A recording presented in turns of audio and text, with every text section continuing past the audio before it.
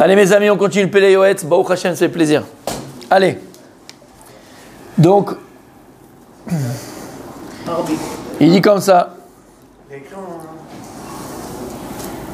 Viens là.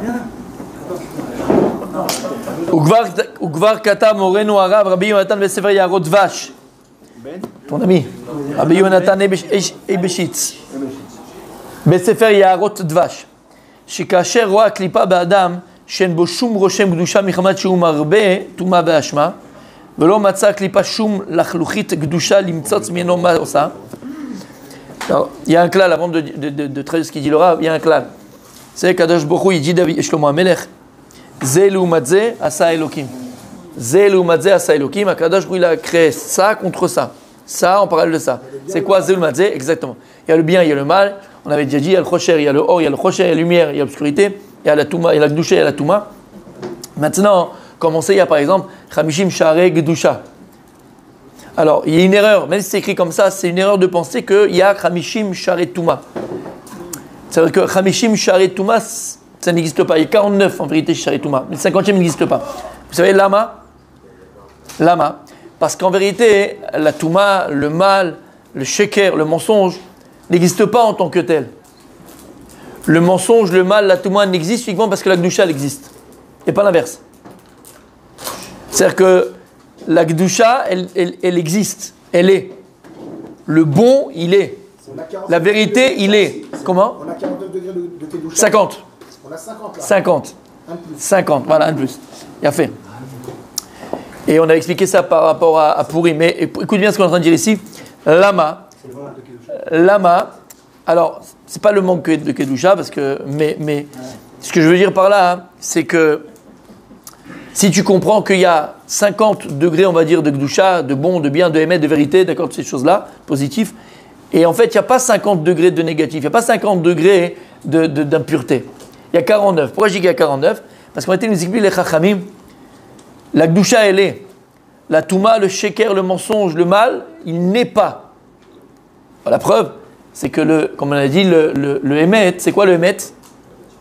C'est quoi la définition de quelque chose qui est vrai? Donc la Gdusha, c'est l'inverse du mensonge. On avait dit, il dit Rav Dessler, quelque chose de vrai, c'est quelque chose qui est éternel, qui ne change pas, et qui va vaincre à la fin, qui gagne à chaque fois.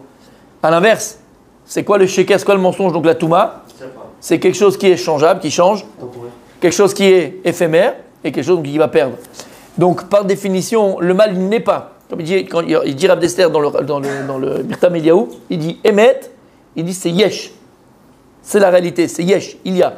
Sheker, c'est En, il n'y a pas. Alors pourquoi il existe le mal? On avait dit pourquoi le Sheker il existe. Pour la Touma, il y a une notion de Touma dans le monde. En vérité, écoutez bien, nous dévoile le Harizal que la Touma, l'impureté, la notion d'impureté dans le monde, et là, donc on va être plus, un peu plus, on va plus le définir encore. Quand on parle ici de Touma, on parle de Sitra Achra. On parle des forces du mal, les forces de l'autre côté. Il y a Sitra Degdusha, les forces du bien, Dark Vador. Ouais, c'est un petit peu la Star Wars. Mais en version, d'accord, Star Wars, c'est ce qu'ils ont pris, ils sont inspirés de la Torah. Exactement. Version Bereshit.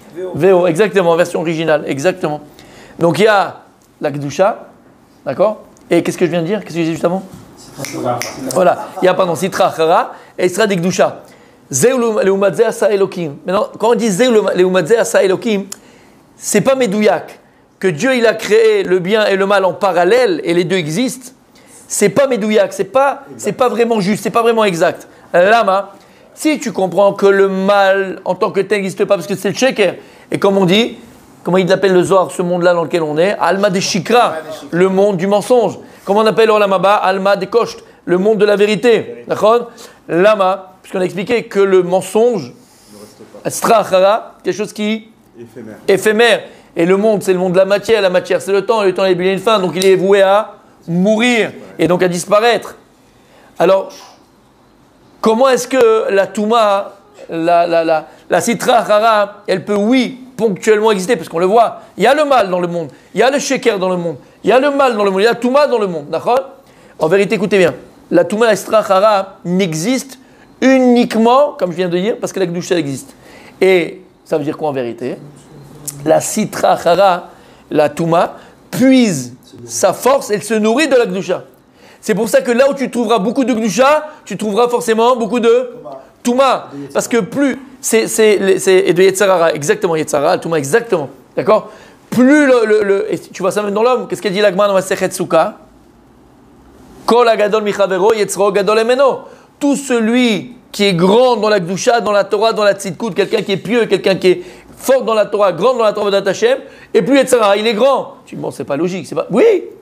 Parce que la Sitra Chara, les forces du mal Yetzirah, se nourrit de la Gdusha. C'est sa source de vitale. Mais ce Yetzirah, c'est pas le même que le nôtre. Non, alors on a expliqué ça. Il explique le Rav Dessler, tu te rappelles?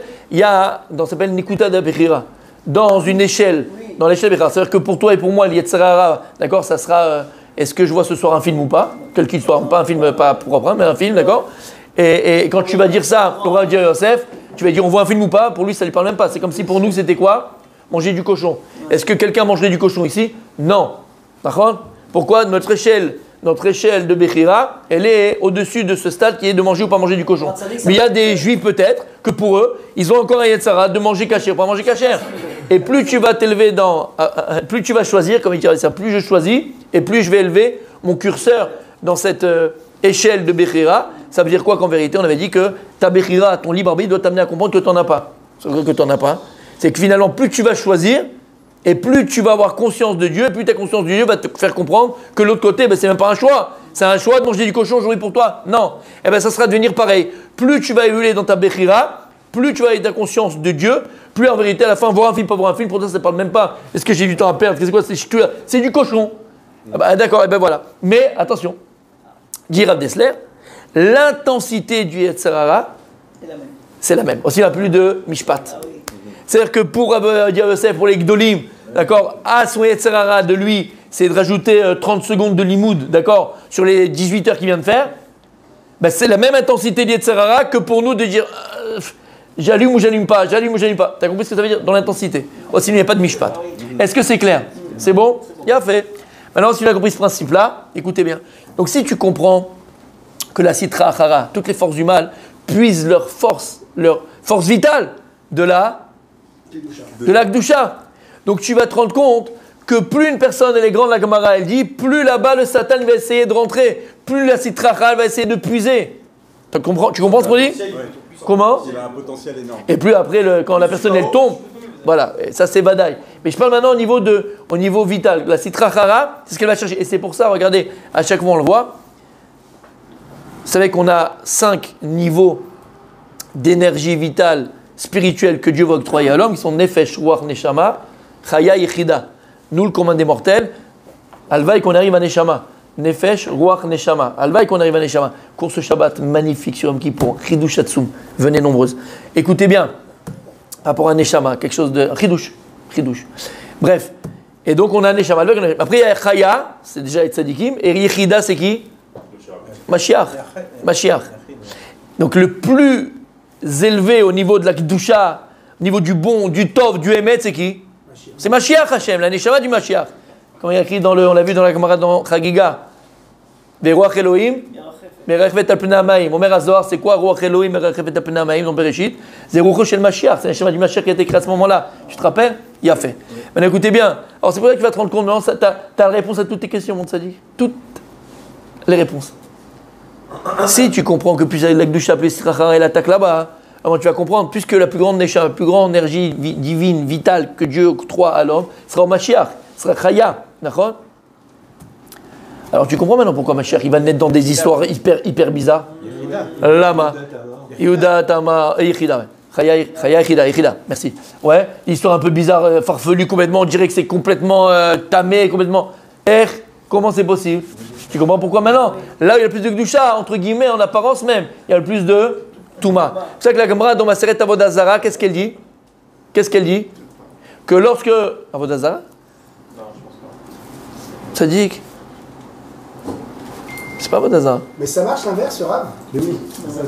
Gemara. Parce que dans un... Non, ça marche pas. Juste je termine, ça marche pas. Je vais te le dire. Fait. Gemara Yoma. La Gemara Samerbet. La Gemara là-bas, elle raconte que lorsque les Chachamim ont voulu enlever le Yetzirah chez l'Avodah Zarah, il y a écrit que le Yetzirah chez l'Avodah Zarah, il est sorti comme un lion de feu du Bet Kodesh Kodashim, du Saint des Saints. C'est quoi le Saint des Saints? On y arrive bientôt là. Yom Kippour, l'endroit où le Kohen Gad doit rentrer une seule fois dans l'année pour prier Tfilah Ksara pour l'âme Israël. Et il fallait qu'il pense que à la Avoda. S'il pensait au Shas, à un Tosfot ou à un Rashi, à un Tosfot, à un Midrash. Un Midrash. C'est une façon de parler. S'il pensait même quelque chose de Bekdusha, il mourait sur place. Il fallait qu'il pense uniquement à la Avoda qu'il faisait à ce moment-là. C'est fou. Shum Davar. Kloum, Shum Davar. Il mourait. Et là-bas, on te dit, c'est l'endroit le plus kadosh. Quand ils ont voulu anéantir, annuler les tzara de la Avodah Zara, il est sorti, la Gemara a dit, comme un lion de feu. Comment c'est possible? Pourquoi dans le Bet Kodesh Kodashim? Comment le Bet Kodesh Kodashim? Tu comprends pourquoi? Là où il y a le plus de Gdusha, là-bas tu vas trouver le plus de Touma. C'est comme ça. Alors qu'est-ce que tu as dit? Tu as dit alors est-ce que l'inverse il est vrai? Vadaï. Comment? On va à Pattaya, on est bien. En Pattaya, là, en Thaïlande, c'est Sodome et Gomorre et tout. Tu viens avec ta Torah, etc. Donc tu peux la faire tranquille, ta Torah. T'es pas touché. Tu te jettes dans le feu. Chas veshalom. Je viens de dire que la Sitra Achara, elle puise de la Gdusha. La Gdusha, elle n'a pas besoin de la Sitra Achara pour exister. Tu comprends ce que ça veut dire? Tu comprends ce que ça veut dire? Je vais aller dans le Touma et je vais être un peu de la Moi, je suis pas touché par les tsars. Bien sûr. C'est un rabat qu'elle peut me toucher. Non, ce que tu dis, c'est autre chose. C'est-à-dire que s'il y a un potentiel de mal, ça veut dire qu'en contrepartie, il peut y avoir un potentiel de grandeur. Et même au niveau des hommes, en vérité, même au niveau des hommes, plus tu vois qu'il y a un potentiel de mal, en vérité, dans ce potentiel de mal, il se cache un potentiel de tov. Et ça, c'est dans l'inverse, c'est vrai dans ça. Par exemple, on sait que Bilam et comment il s'appelait? Balak et Bilam. Il a une paracha, lui, Balak. Et de qui va sortir? Qui va sortir de Balak? Ruth Moavia. C'est qui Ruth Moavia? La mère du Mashiach. Parce que Balak, il avait en lui une capacité BMêtre, niveau Rouhani, très très très élevé. Il a pris toute cette force et il l'a mis au niveau de la Touma et du mal. Mais c'est comme Esav, exactement, comme Esav. Par contre, il y a des gens qui ont réussi à transformer le mal en potentiel, en tov. Mais ils avaient un potentiel mal énorme. Je vais donner l'exemple par exemple de Rachav. Rachav, c'est qui? C'est cette femme qui habitait à Yericho. Et quand ils sont partis, les deux Meraglim, ils sont arrivés chez elle, cette aubergiste, mais qui était prostituée, comme ça la Gemara dit, d'accord? Et c'est vrai qu'elle était sur les murailles de la ville, les gens ils allaient discrètement chez elle. Et ils sont partis les deux là-bas, et ils ont été sauvés par cette femme-là qui s'appelle Rachav. Et finalement, on connaît l'histoire. Qui va se marier avec elle? Yoshua Binoun. Mais comment c'est possible? Une femme comme ça, oui, parce que là où il y a un potentiel énorme de mal, c'est qu'en réalité il y a un potentiel énorme de tov. Resh Lakish dans la Gemara. Resh Lakish dans la Gemara. Resh Lakish, exactement. Resh Lakish, il a fait. Resh Lakish, il a gardé son nom. Le chef des brigands. Le chef des brigands. Et il garde son nom. C'est devenu Resh Lakish, Rabruta de Rabbi Ochanan de la Gemara. Tu sais qui c'est Resh Lakish? Combien de Gemara Resh Lakish? Donc tu comprends? Pareil, il a dit Rabbi aussi, on avait ramené le Midrash, c'est un Midrash, le Mam Loez le ramène. Le Mam Loez le ramène, ce Midrash. C'est magnifique. Vous connaissez le Midrash, d'accord? D'accord? Il dit, c'est qu'il y a un potentiel en tout cas. Il dit, et le Moussar il va être comme ça, mais il dit là-bas qu'il y a un roi qui avait entendu parler du chef d'Israël, du mani d'Israël, celui qui avait descendu la Torah d'Israël et la révélation de Dieu sur terre et tout ça. Et il a dit à un de ses serviteurs qui était un grand dessinateur, grand sculpteur, il lui a dit va le voir et je veux voir son visage. C'est qui ce visage de ce type-là qui a fait ça? Et donc il a envoyé son dessinateur personnel. Il habitait dans un pays très éloigné. Il a mis des semaines et des mois pour arriver. Il est parti, il a vu Moshe Rabbeinu, hop, et il revient. Il lui a fait le dessin. Il donne au roi. Le roi lui dit amenez-moi une pentance, on va le pendre. On va le pendre. Je dis, mais pourquoi? Il dit, tu es parti en vacances, tu n'as pas été vraiment. Tu te fiches de moi. Il dit, tu te fiches de moi, c'est pas lui le Moshe Rabbeinu, celui qui est monté dans le ciel prendre la Torah des Juifs. C'est pas possible. Il dit, mais je te jure, il a supplié. Il a juré de tout. Il a montré les Kabbalot à Tel Aviv, à Jérusalem, de restaurants qu'il est parti. Il a dit, regarde, j'ai été là-bas. Il a montré le truc du tampon du visa. Il a tout montré. Il a cru. Il dit, pourquoi tu m'as dit ça, Kvod HaMelech? Il dit, c'est pas possible. Quand il a vu le visage de Moshe Rabbeinu, il a dit, mais je vois dans ce visage le plus grand meurtrier, le plus grand voleur, le plus grand, comme ça il amène le Midrash, Lama, qui est en potentiel Moshe Rabbeinu, entre guillemets, s'il était aussi grand dans la Gdusha, c'est qu'en potentiel, tu peux être aussi grand dans la... Et le Moussar Askel, c'est pour un éducateur, un parent, un éducateur. Quand tu vois précisément un enfant, quand il est petit, qui est chauve, un vrai chauve, turbulent, coquin, d'accord, un khalouf, tout ce que tu veux, tu veux te pendre avec lui. Mais c'est un siman que ce gosse, il a un potentiel de devenir un gdolador, ce gosse-là. Inquiète-toi. Inquiète-toi. Ouais. Inquiète. Non, il parle de son petit-fils. Et inquiète-toi plutôt d'un qu'il est dans son coin, qu'il fait rien. Inquiète-toi de lui. Lui, c'est un légume. Mais vadaï. C'est un potentiel. Alors, messieurs, écoutez bien. Alors, il dit comme ça. Vous avez compris? Alors, il dit comme ça, le Péléouetz. Il dit, si tu as compris ce principe-là, la Sitra Acharat, c'est ce qu'elle fait. Elle puise de la Gdusha. C'est comme ça. Elle puise de la Gdusha. S'il n'y a pas de Gdusha, il n'y a pas de Touma. La Touma, elle puise. La Sitra Acharat, les forces du mal, ils vont puiser de la Gdusha. Alors, ce qu'il dit. Il dit, chez Kacher Roa Klipa Ba'adam. Quand maintenant la Klipa, elle voit qu'un juif, En Boshum Roshem Gdusha. Il n'a aucune sainteté en lui, aucune Gdusha, aucune. Gdusha, pas dans le sens sainteté, petit chrétien, d'accord, mais sainteté dans le sens où il est nigdal. C'est-à-dire qu'il n'a pas de mitzvot en lui. Il n'a pas de mitzvot. La mitzvah, cher qui déchanu be mitzvot avec la mitzvah mekadesh et otra. C'est comme mekadesh et otra, elle te distingue. Elle te distingue. Elle te remplit d'énergie divine positive, la mitzvah. Mais si maintenant Sitra Achara, elle voit qu'un juif, il est vide. Il est vide de mitzvot. Et donc il est vide, s'il est vide de mitzvot, il est vide de Gdusha. Velo matzak liba shum lachluchit Gdusha limtzot meno ma'osa. Et donc là, Sitra Achara, elle ne trouve pas de ce juif-là quoi puiser. Elle ne peut pas puiser de la vie, de vie, elle va mourir. C'est son oxygène. Regarde ce qu'elle fait. Noten belibo she'arbe beyamim ha'adirim ksat mimitzot u'masim tovim. Lefisha. Shelo al menad latmid bekach. Elle va le pousser, la Sitra Achara, les forces du mal, il va le pousser à faire des mitzvot. Shamata? Pour avoir oublié. Ben oui. Pour s'alimenter. C'est pour s'alimenter. Ouais. Ça veut dire que des fois, c'est ce qu'on avait dit, écoutez bien, c'est peut-être ça aussi, hein, c'est peut-être là que je me rappelle plus, je vais vous dire ce que je vous avais dit déjà. Rappelez ce que j'avais dit? Il dit le Gaon de Vilna, quelque chose d'extraordinaire. Il dit quelqu'un qui étudie la Torah, et malgré tout il n'a pas la simcha, tu vois, qui fait la tronche, il dit c'est un siman que sa Torah elle est mistrachara. C'est pas qu'il n'a pas de Torah, parce qu'il étudie. Attention, mais que c'est pas Mitzad Tov qui étudie la Torah. C'est la Sitra Achara qui veut se nourrir. Alors qu'est-ce qu'elle fait? Elle trouve un pigeon, un idiot.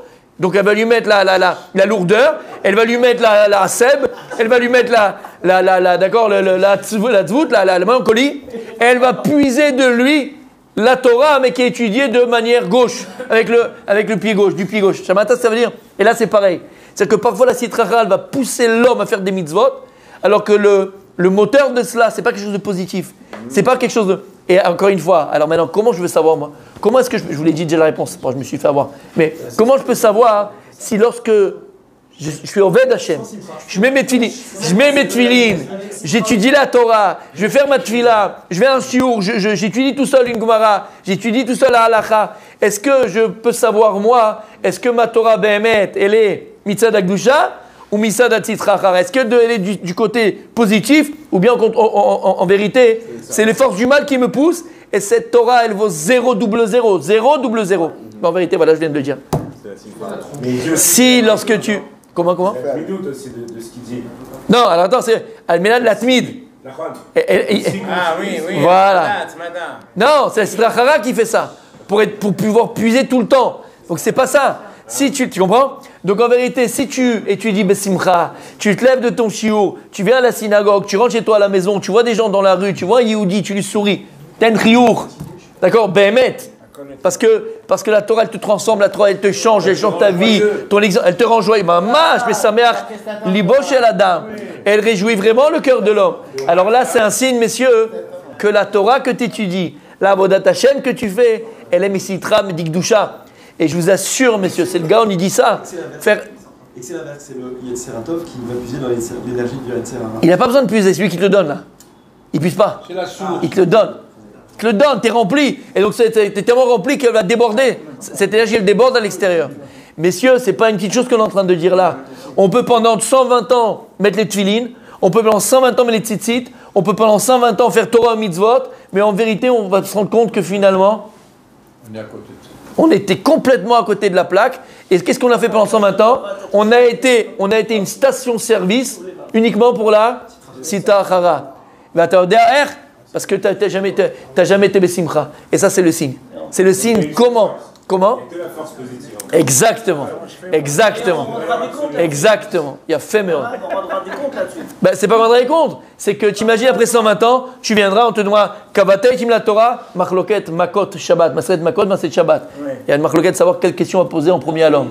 La première on dira Kavatei Tim la Torah, et une autre Gemara dit la Sata et la Tata Be'emuna. Bon, mais qu'est-ce qu'on avait dit?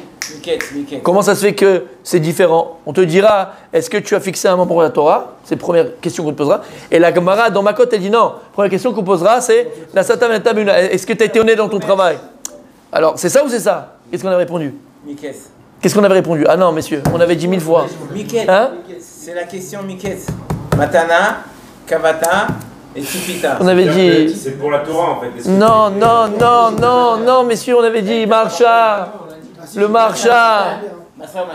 Le Marcha Kadosh, je ne rappelle pas? N'oubliez pas ce Marcha, ça répond à toutes les questions. Messieurs, Omer à Marcha, il dit comment les Gemarot, a priori, elles se contredisent. Alors, c'est quoi la première question? Il dit non. Parce qu'en réalité, il y a deux sortes de Neshamot Bam Israël. Tu as une Neshama qui est venue en ce monde-là, pourquoi? Pour étudier la Torah matin, midi et soir. Torato ou Manuto, et d'éclairer l'âme Israël de sa Torah. Lui, qu'est-ce qu'on lui demandera? Est-ce que Kavatei la Torah? Et il y a des Neshamot qui sont là-bas, ils vont étudier la Torah, mais c'est pas à plein temps, ils ne pourront pas le faire. Parce qu'ils ont notre avoda. Et metaknim et ta'olam, aliédé, avodatam. Comme la Gemara elle ramène, vechoulé, aller à travers leur travail. Ça, c'est mitzvah des Neshamot. Ben, d'accord, comme c'est dit Marcha. Et donc, chacun en fonction de ce qu'il a été. Aval, messieurs, Béhémet. Parce que le Torah, on peut se reposer sur ce marcha pour C'est pas qu'on peut se reposer. Kol echad makir et atzmo. Chacun dans ses volontés. Chacun il a son tafkid. Chacun il a son programme. Exactement. Maintenant. D'un autre côté, ça peut nous pousser à faire tchouva. Bevadaï.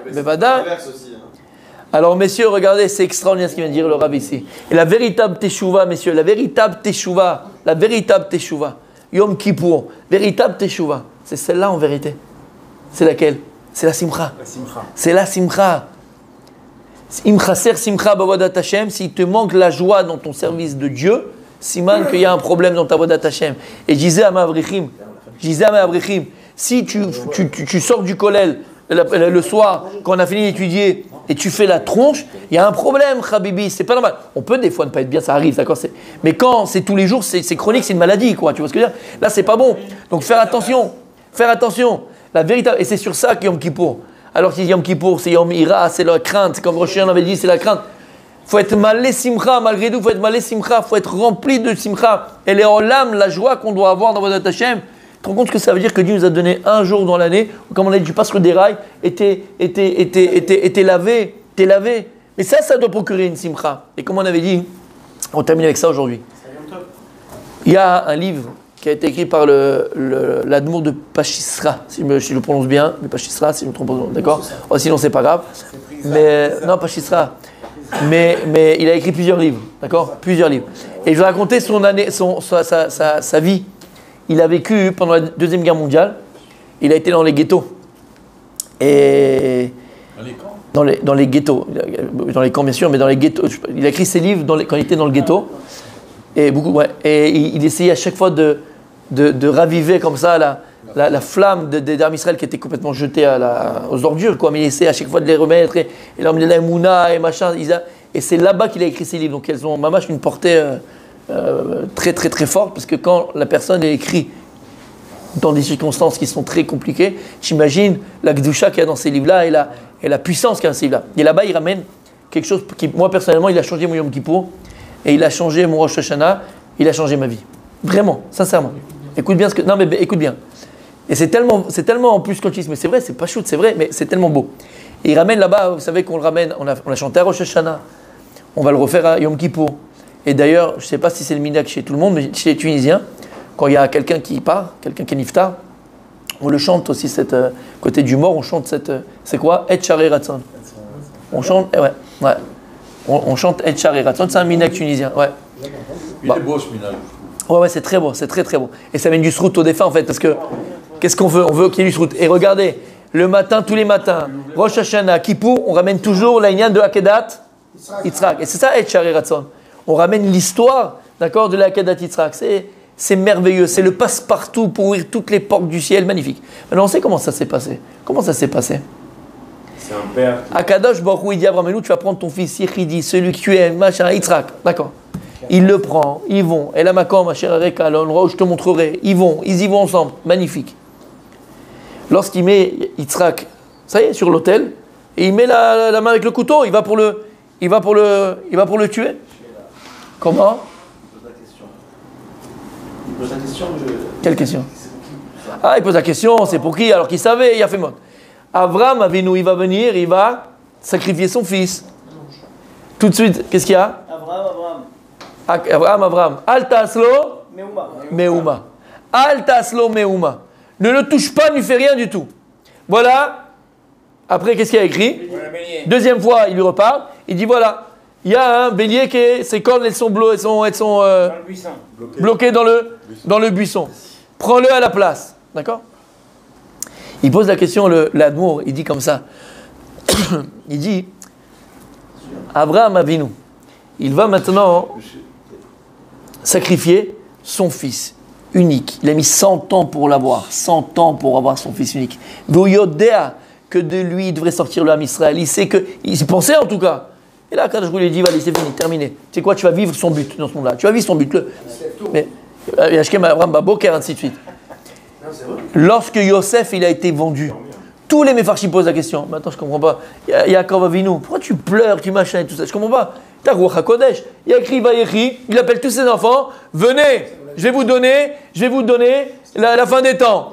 Et Dieu, il a pas donné. Donc il avait Ruach HaKodesh, Yaakov Avinu. Tu te rappelles? Il a fait. Alors pourquoi Yaakov il ne sait pas que Yosef ce qui s'est passé? Et là-bas, comme il est rentré dans la tzvout, il est rentré dans la mélancolie, il est rentré dans la tristesse, il est rentré dans les pleurs, il est rentré dans la rasra, il est sorti de la simcha, il a perdu la nevoua. Le Rambam il ramène une des conditions pour pouvoir prophétiser, c'est quoi? C'est la simcha. La preuve, il a écrit que lorsque Shaoul HaMelech, et à l'époque de Shaoul HaMelech, il prophétisait, il jouait de la harpe, il jouait de la musique, lama, pour entrer dans la simcha, se transcender. La musique, elle transcende. Se transcender avec la simcha. Ils avaient la Ruach HaKodesh. Lorsque Yitzhak veut bénir ses fils, Esav en l'occurrence, mais après c'est Yaakov, qu'est-ce qu'il demande? Il demande à Amim, fais-moi mon plat préféré. Rachid explique là-bas, Lama, il faut manger avant de faire une bracha à ton fils. Il voulait faire la bracha avec Swachal, Besimcha. Alors il va manger, la simcha, le mange, il amène la simcha dans le cœur. Alors il voulait faire Besimcha. Besimcha, ta Ruach HaKodesh. Écoutez bien. Il dit comme ça. Lorsque Abraham Avinu va sacrifier Yitzhak, la logique c'est quoi, mon rabbi Aaron? La logique c'est quoi? Il va être le plus triste du monde. Il va pleurer, la mélancolie, il va sacrifier son fils unique. Mais si maintenant Abraham Avinu, il était dans la tristesse, Béhémet, comment c'est possible que Dieu il se dévoile à lui? C'est une névoie, c'est une prophétie. Comment Dieu, juste avant de faire il se dévoile à lui, il lui dit non, fais rien. Prends l'autre, prends le bélier. S'il était dans la mélancolie et la tristesse, il peut pas. Il dit machma que Abraham Avinu était, malgré tout, resté besimcha. Quel simcha? Alors c'est la simcha à son niveau à lui. Voilà, c'est un niveau, hein, attention, mais il est resté. Il a gardé malgré tout dans son cœur la simcha. Regardez bien. Et il nous dit l'admo, c'est fabuleux. Il dit donc Abraham Avinu, il a sauvé son fils et il s'est sauvé lui-même par le mérite de quoi? Il dit moi la simcha. Et il dit, tu vois ce que la simcha elle peut apporter. Quand tu es devant, tu as une maison, il faut une maison, tu es dans la rue dans 2 jours, qu'est-ce que tu fais? Tu vas stresser, tu vas pleurer, tu vas être mélancolie. Tu sais quoi? Allez, tu sais quoi? Tu fais une fête à la maison, tu mets la musique, rien du tout. Barbecue, exactement. Attendez à la main, écoutez bien. Messieurs, ce qu'on dit, je vous assure, Béhémet, ça change une vie. Ça veut dire que tu veux voir des Yeshuot, tu veux voir la Yeshuot, tu veux voir la délivrance dans ton business, dans l'achat d'une maison qui ça marchait pas, dans un investissement, dans les enfants, pour avoir un enfant. L'Odama. Habibi, la Yeshua, elle arrive quand tu as et tu gardes la simcha. Et c'est exactement ce qui est arrivé avec qui? Avec Hana. Hana, elle n'avait pas d'enfant, d'accord? Elle était là. Elle a pleuré, Hana. C'est pas le bon exemple. Alors je vais te donner l'exemple. Il a pas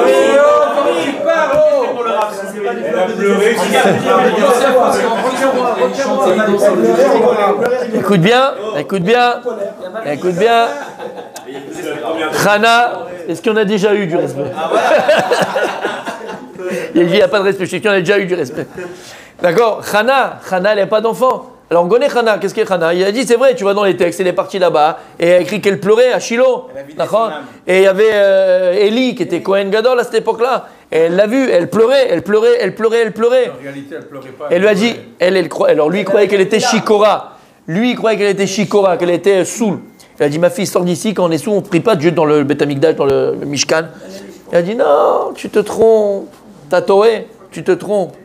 Hey, je suis une femme cassée, une femme détruite, j'ai pas d'enfant, je porte une nafchier, Hachem, c'est mon âme Hachem, tatati, tatata. Lorsqu'il a vu son erreur, et moi tu parles comme ça à une juive qui a le cœur brisé, toi? Tu parles à une juive comme ça, du cœur brisé, t'es Rochette Ota. Et lui tout de suite il va réparer son erreur, il peut pas. Mechila, pourquoi tu pleures? Je veux un enfant. Excuse-moi, il n'y a pas de problème. L'année prochaine, tu as un enfant dans les bras. La bracha du tzaddik. D'accord? Il a été mafiar là. Il lui a dit l'année prochaine, tu auras un enfant. Lorsque Hana, elle sort, regardez dans les textes. Hana, elle sort. Besimcha. En vérité, qu'est-ce qu'il a fait, Eli? Écoute bien. Qu'est-ce qu'il a fait, Eli? Il lui a juste remis l'espoir. Elle avait perdu l'espoir. Écoute bien. Écoute. C'est extraordinaire. Pendant des années. Écoute bien. Pendant des années, Hana, elle n'a pas d'enfant. D'accord? Alors on sait qu'il y avait, comment elle s'appelait? Pnina. Et qui n'arrêtait pas de la chambrer, Pnina, c'était une tzadeket. Chas v'shalom, une seconde de penser que Pnina, c'était pas une tzadeket. Maintenant, elle l'a fait. Les Shem Shamaim, elle se les mangeait. Mais pourquoi elle faisait ça? Parce qu'elle voyait que Hana, voilà, elle avait perdu la motivation, elle avait perdu l'espoir. Alors Pnina, elle était là en train d'essayer de la pousser, mais ça marchait pas. Il a fallu, c'est des fois, t'as pas la simcha. Des fois, t'es en dessous, t'es au fond. Tu vas rencontrer quelqu'un. Ah, mais c'est pas un tzaddik, un Yehudi. Mais Chayametim. Et il va te dire, tu sais, mon fils, moi j'ai vécu des choses et j'ai vu des maîtres humains. Et si tu y crois, tu vas y arriver. Et le gars, avec une parole, il t'a remis la vie. C'est pas lui qui a fait quelque chose, c'est qu'il t'a en vérité quoi? Donner confiance au bitachon. Redonner bitachon Hachem, et c'est quoi? C'est la simcha. Et donc, qu'est-ce qu'il a fait? Eli, en vérité, il a redonné la simcha à Hana. Et tu vois qu'à partir du moment où Hana, elle y a cru. Elle y a cru. En fait, ce qu'elle voulait faire Pnina depuis des dizaines d'années, qu'elle n'a pas réussi. Eli, l'enfant en une seconde. Mais bon, c'était le tzaddik, c'est normal, c'est pas pareil. La force d'un mot, la force d'une. Mais la force de donner espoir à quelqu'un, donner espoir. Zemechaya Metim. Vous comprenez ce que c'est? Zemechaya Metim. À partir du moment où ça y est, regarde, il m'a dit quelque chose. Elle a commencé à y croire. Elle avait la simcha, elle est tombée enceinte. Il fallait juste. Et donc la simcha, messieurs. La simcha, mais c'est la simcha. La simcha, elle amène la joie. C'est la clé de toutes les yeshuot. Tu veux n'importe quel yeshua, garde la simcha. Si tu gardes la simcha ou tu reprends la simcha si tu l'as perdue, kol yeshuot. Et c'est grâce à ça, Mechila, qu'on a dit que Yom Kippour, tu seras sûr d'être inscrit dans le livre de la vie, toi, ta famille, tes enfants, tes parents, l'Am Israël, l'Ama, si tu gardes la simcha. Même à Yom Kippour, ne jamais rentrer dans la mélancolie, dans le stress. Tu peux pleurer de tes fautes, tu peux pleurer de regretter. Ça, attention, ça ne va rien. Aval, tu gardes. Comment il y a écrit? Aïn Bocha Velev. Sa mère, comment on dit dans Et Sharei Ratzon? Il avait Aïn Bocha, il avait les yeux qui pleurent. Aval Lev sa mère. Et c'est ça le passage le plus important de Et Sharei Ratzon. Il a gardé la simcha, alors il a sauvé son fils. Il a gardé la simcha, alors tu vas réussir dans tes affaires. Tu as gardé la simcha, alors tu vas tomber enceinte. Tu as gardé la simcha, tu vas aller Yeshuot.